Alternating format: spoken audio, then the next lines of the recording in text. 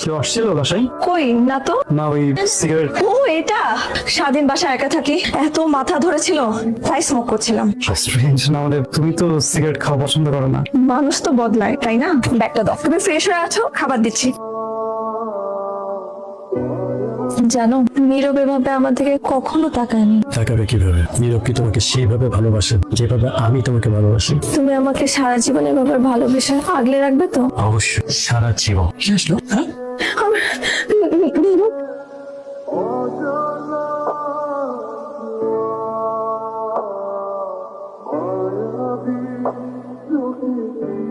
কি হবে? এত সময় লাগলো না? আসছো তুমি? ব্যাগটা দাও, ফ্রেশ হয়ে আসো, আমি খাবার দিচ্ছি।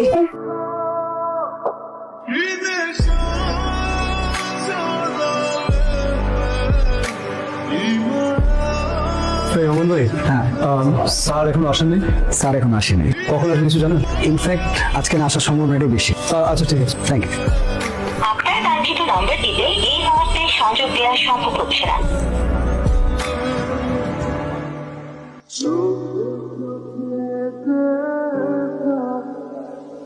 হ্যালো, তুমি আমার ফোন কেন বারবার কেটে দিচ্ছ? দেখো তুমি যা ভাবছো ওরকম কিছুই না। ওই দিন তার সাথে বসে আমি শুধু কথা বলছিলাম, বিশ্বাস করো প্লিজ, তুমি আমার কথাটা শোনো। চলো তোমাকে এক জায়গায় ঘুরতে নিয়ে আসি। তুমি অন্য কোথাও ভালোবাসা করছিলে আর আমি করছিলাম বিশ্বাস, যেটা তোমার চোখে আর নেই।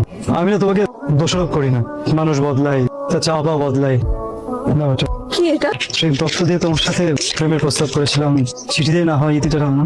নীরব, এটা শাস্তি না, এটা মুক্তি। নীরব আমি জানি আমি ভুল করেছি, আমাকে এবারে মতো মাফ করে দাও প্লিজ। জানো বিশ্বাসে না কাছের মতো, একবার ভেঙে গেলে জোড়া লাগানো যায় না। ভালো থেকো।